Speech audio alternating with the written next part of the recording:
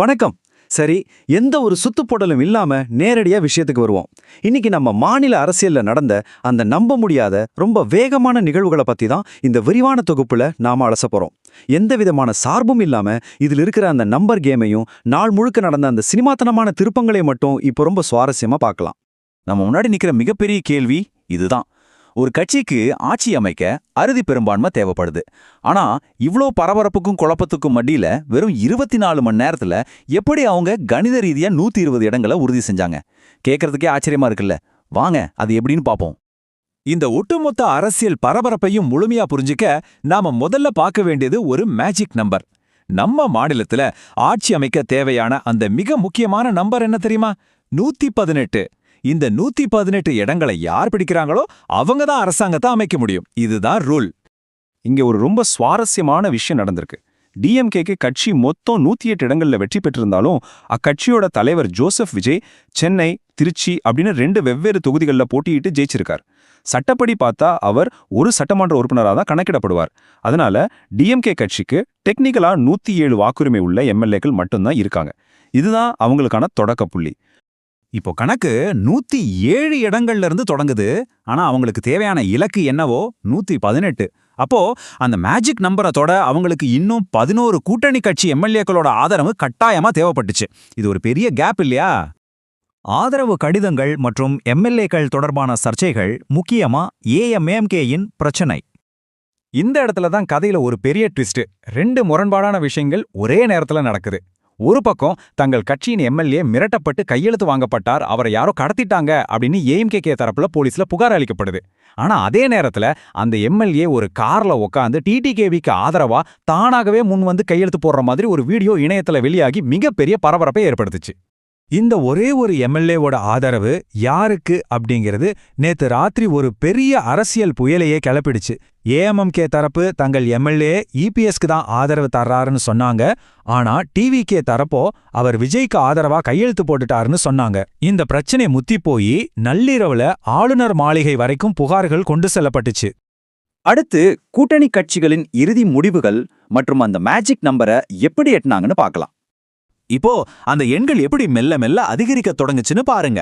டிவிகேவோட 107 எம்எல்ஏக்களோடு காங்கிரஸ் கட்சியின் 5 எம்எல்ஏக்கள், அப்புறம் 2 கம்யூனிஸ்ட் கட்சிகளோட தலா 2 எம்எல்ஏக்கள் சேர்ந்து மொத்தம் 9 பேரோட ஆதரவு உறுதியாச்சு.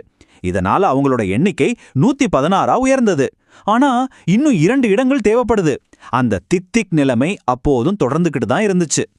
இந்த ஒரு நெருக்கடியான நேரத்துல ஒட்டுமொத்த மீடியாக்களோட பார்வையும் விசிகே கட்சி அலுவலகத்தின் மீது தான் பதிஞ்சிருந்துச்சு. அந்த 2 முக்கிய எம்எல்ஏக்களின் ஆதரவு கிடைக்குமா, அந்த இறுதி இடைவெளி நிரப்பப்படுமா அப்படின்னு நாடே ரொம்ப ஆர்வமா காத்துக்கிட்டு இருந்துச்சு. காலையில இருந்து பாத்தீங்கன்னா ஒரே அமைதி. ஆதரவு கடிதங்களை ஒரு குறிப்பிட்ட ஃபார்மேட்ல எழுத வேண்டியிருந்தது. வெளியூர்ல இருந்து எம்எல்ஏக்கள் சென்னைக்கு வர வேண்டியிருந்தது.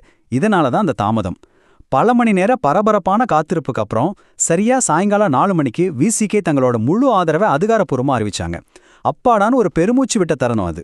விசிகேவோட இந்த அறிவிப்பு வந்த அடுத்த நிமிஷமே முன்னாடி கொஞ்சம் குழப்பத்துல இருந்த ஐயுஎம்எல் கட்சியும் நாங்களும் முழுமையா ஆதரிக்கிறோம் அப்படின்னு தங்களோட நிலைப்பாட்டை ரொம்ப தெளிவா சொல்லிட்டாங்க. இதோட எண்கள்ல இருந்த அத்தனை குழப்பங்களும் ஒரு முடிவுக்கு வந்துச்சு. இப்போ இந்த இறுதி பட்டியலை பாருங்க. டிவிகே, காங்கிரஸ் கம்யூனிஸ்ட் கட்சிகள், விசிகே மற்றும் ஐயுஎம்எல் இந்த கூட்டணி கட்சிகளோட ஒட்டுமொத்த ஆதரவும் ஒன்னா சேர்ந்து நேத்து ராத்திரியிலிருந்து இருந்த அந்த மிகப்பெரிய அரசியல் புதிரை முழுமையா சால்வ் பண்ணிடுச்சு. பல்வேறு கட்சிகள் தனித்தனியா இருந்தாலும் அவங்க எல்லாரும் எப்படி ஒன்னா இணைந்து ஒரு பலமான 120 இடங்கள் கொண்ட கூட்டணியை உருவாக்கியிருக்காங்க அப்படிங்கிறத இந்த எண்கள் நமக்கு ரொம்ப தெளிவாவும் அழகாவும் காட்டுது.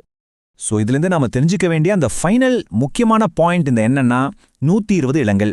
ஆட்சி அமைக்க தேவையான 118 அப்படிங்கிற அந்த பெரும்பான்மை தடைய இவங்க கணித ரீதியா ரொம்ப தெளிவாகவும் பாதுகாப்பாகவும் இப்போ கடந்துட்டாங்க. ஆளுநர் மாளிகையில் நடப்பது என்ன? அந்த யூடர்ன் திருப்பங்கள் எல்லாம் முடிஞ்சதுன்னு பார்த்தா ஆதரவு கடிதங்களை ஆளுநர்கிட்ட சமர்ப்பிக்க போன அந்த பயணம் அப்படியே ஒரு மாநாடு படம் மாதிரி லூப்பாய்கிட்டே இருந்துச்சு. ஆளுநர் ஆர்.என். ரவி திடீர்னு கேரளாவுக்கு பயணமாகிறார்னு ஒரு செய்தி பரவ ஆளுநர் மாளிகைக்கு புறப்பட்ட டிவிகே வாகனங்கள் பாதிலேயே யூடர்ன் அடிச்சு திரும்பி வந்தாங்க. அப்புறம் கொஞ்ச நேரத்துல அந்த பயணம் ரத்து செய்யப்பட்டதை தெரிஞ்சுக்கிட்டு மறுபடியும் ஒரு யூடர்ன் போட்டு ஆளுநர் மாளிகைக்கே வாகனங்கள் பறந்துச்சு.